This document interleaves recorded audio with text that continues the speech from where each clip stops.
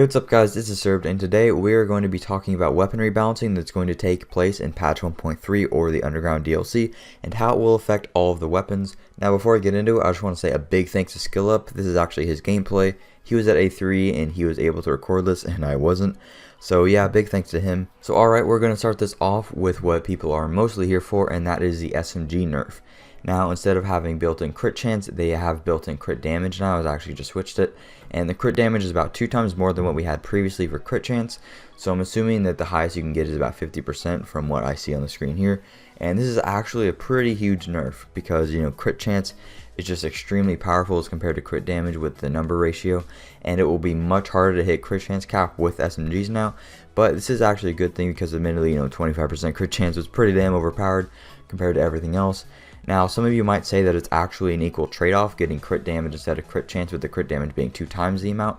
But for it to be an actual equal, like fully equal trade-off, it would need to follow the crit chance to crit damage ratio that's in the game right now, which is usually a 1:5 or 1:6 ratio. So for example, I can have either 6% crit chance on my gloves, or I can get anywhere from 30 to 40% crit damage on those gloves as well, and 6 times 5 equals 35. So generally speaking, the ratio is about 1:5 or 1:6. So it's really not an equal trade-off, only getting 2 times the amount when the ratio should be 1:5. So this nerf is pretty significant. I think it was needed though, because SMGs were just too powerful and you didn't have any reason to use anything else. But no doubt SMGs will still be really powerful and probably the best thing to use in PvP. And with crit damage and crit chance, you just have to find the perfect balance. It's not really about hitting crit cap or anything. And I'm sure once people figure out the perfect balance for crit damage and crit chance, SMGs will still be one of the top competitors and still might be the best weapon overall. But we'll just have to see how that pans out. Now moving on to assault rifles, they're getting an additional stat, and that is enemy armor damage. The number seems like it will be similar to that of what crit chance used to be on SMGs, so around 20 to 25%. And for those of you that don't know, enemy armor damage is just a stat that makes you do more damage against enemies that have their armor up, but it only works against NPCs and not against players, so it wouldn't really be that great in PvP. And this is actually a huge buff for assault rifles because it's just essentially a flat out 20% damage increase. And with this buff, I could see ARs potentially being the best to use against NPCs and incursions and whatnot, as opposed to SMGs, because 20% extra damage is just a huge buff. And with enemies doing so much damage now, it might just be better just to be hugging cover and using an AR. But we'll just have to see how it goes once it's in the game. The next change we have is the buff to LMGs, which increases their damage by 30% against any target that's out of cover. Again, another flat out DPS increase, and this is actually pretty substantial. This also works in PvP against players. It's just flat out damage.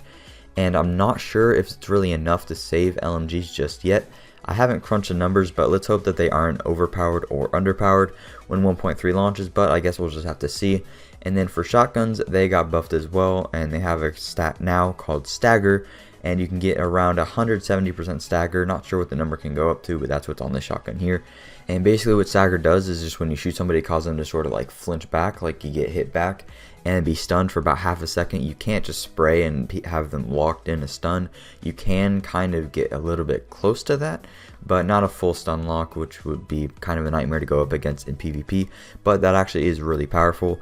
I can see it making shotguns really more viable in PvP, because you can just make people flinch all day and really piss them off, and it could be really good for that. But I'm not sure if it's enough to save them against NPCs and whatnot, because one of the biggest problems with using shotguns wasn't that they weren't powerful enough, it was just that you couldn't rush with them without getting like one-shotted, and that's really the only way to use a shotgun is by rushing. But either way, it's nice to see a buff come to shotguns, and let's just hope that they don't ruin PvP with that. And as for sniper rifles, they weren't changed, which is pretty nice. I didn't think they needed to be changed at all, so that's pretty cool.